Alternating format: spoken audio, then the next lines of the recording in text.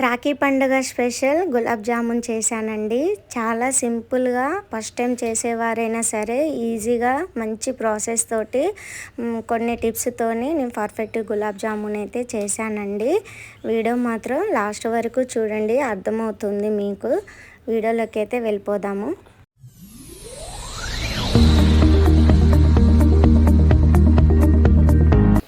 నేనైతే ఎంటీఆర్ గులాబ్ జామున్ అయితే తీసుకున్నానండి, చిన్న ప్యాకెట్ ఇది.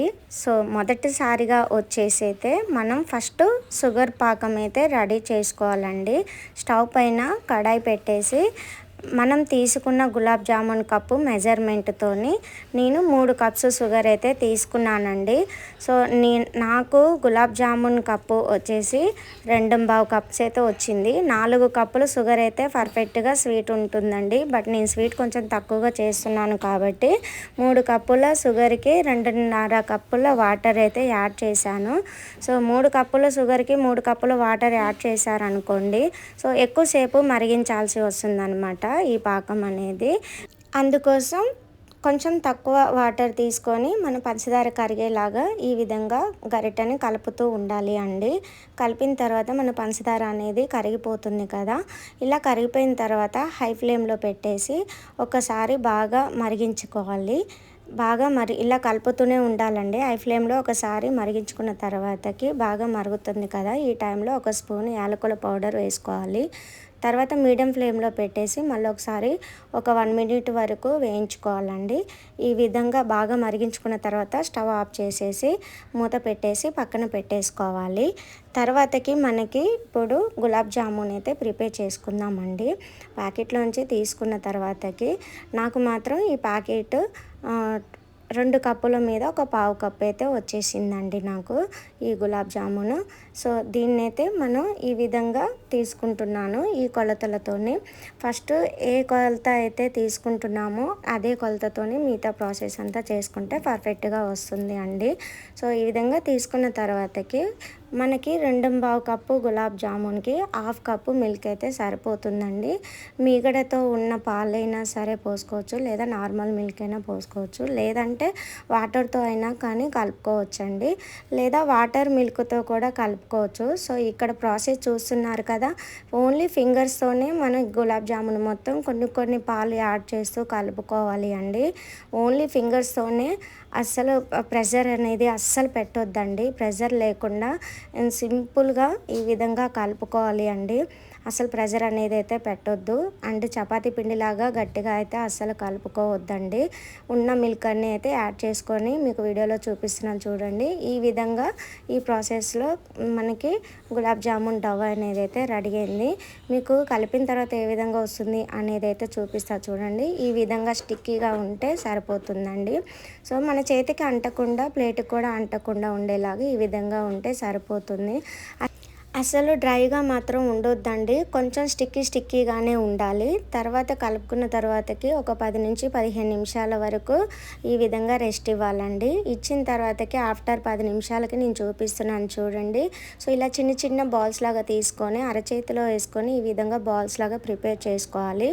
చూడండి ఎంత పర్ఫెక్ట్గా వచ్చిందో. క్రాక్స్ అనేవి వచ్చాయంటే మీరు కలుపుకున్న పిండి అనేది కొంచెం డ్రై అయినట్టు. ఈ టైంలో కొంచెం వాటర్ కానీ మిల్క్ కానీ యాడ్ చేసుకొని ఒకసారి కలుపుకొని మళ్ళీ ఒకసారి ఈ విధంగా రౌండ్ ఆఫ్గా చేసుకుంటే మనకి క్రాక్స్ అనేవి రాకుండా ఉంటాయండి. ఒకే సైజులో రావాలంటే ఏదైనా ఒక స్పూన్ సహాయంతో ఈ విధంగా చేసుకుంటే మనకు అన్నీ ఒకే రౌండ్ షేప్లో అయితే వస్తాయండి. మొదటిసారిగా చేసే వాళ్ళకి ఈ విధంగా చేసుకుంటే హెల్ప్ అవుతుంది.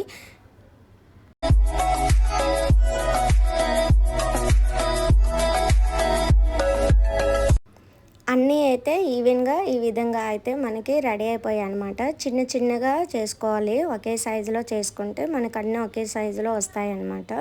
తర్వాతకి ఒక కడాయి పెట్టుకొని మన డీప్ ఫ్రైకి సరిపోయేంత ఆయిల్ వేసుకోవాలి. ఫస్ట్ ఒక చిన్నది వేసుకొని మనకి వేయగానే పైకి తేలిందంటే ఆయిల్ అనేది పర్ఫెక్ట్గా ఉన్నట్టండి. సో చూడండి, ఈ విధంగా అయితే ఆయిల్ వేడైన తర్వాత నేను 1 బై 1 అయితే వేసుకుంటున్నాను. దగ్గరగా అయితే వేయొద్దండి, కొంచెం దూరంగానే వేసుకోవాలి.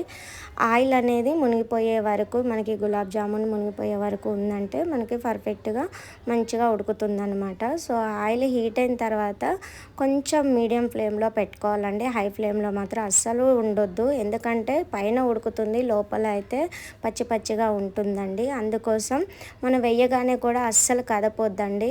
ఆటోమేటిక్గా అవి పైకి తేలిన టైంలో జస్ట్ ఆయిల్ మాత్రమే కదుపుతూ ఉన్నామంటే మనకి ఈ గులాబ్ జామున్ మొత్తం అనేది వేగుతూ ఉంటుందండి. చూడండి, జస్ట్ ఆయిల్ మాత్రమే మనం కదిపామంటే ఆ ఆయిల్ ద్వారా మనం ఈ గులాబ్ జామున్ మొత్తంకి ఆయిల్ కదలడం వల్ల మొత్తంకి ఆయిల్ అంతా పట్టేసి సో మొత్తం ఈవెన్గా ఒకే కలర్లోనే ఉడికిపోతుందండి, మంచిగా ఉడుకుతుంది అనమాట. చూడండి ఏ విధంగా ఉడికాయో.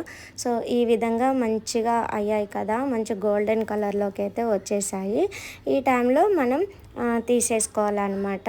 కొద్దిగా ఈ విధంగా ఉడికితే సరిపోతుంది మనకి, లోపల అండ్ పైన కూడా ఈవెన్గా మంచిగా ఉడికిపోతాయి. లేదంటే కొన్ని పైన ఉడికి లోపల ఉడకకుండా పచ్చి పచ్చిగా ఉంటాయి అన్నమాట. అలా ఉంటే గులాబ్ జామున్ అనేది టేస్ట్ రాదు.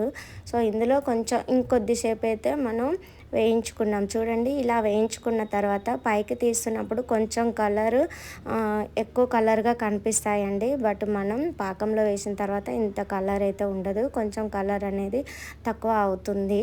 సో ఈ విధంగా అయితే అన్నీ ఒక ప్లేట్లోకి అయితే తీసుకున్నాను.